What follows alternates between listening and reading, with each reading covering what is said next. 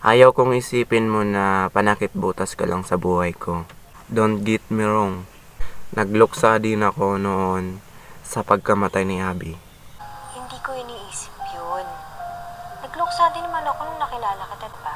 Kakahiwalay lang namin ng ex ko, remember? I know. And I thank you. Nasa kabila ng lahat, nandito ka pa rin. Kasi pinili ko yun. Gusto ko yun.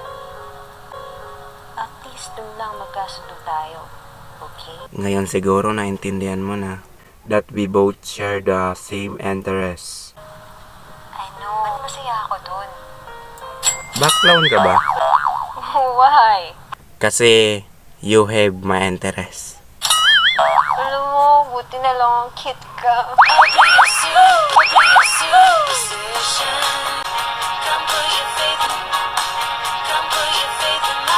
Ewan ko sa dalawang to. Yoso, minsan ang sakit sa ulo. Thank you for watching. Subscribe my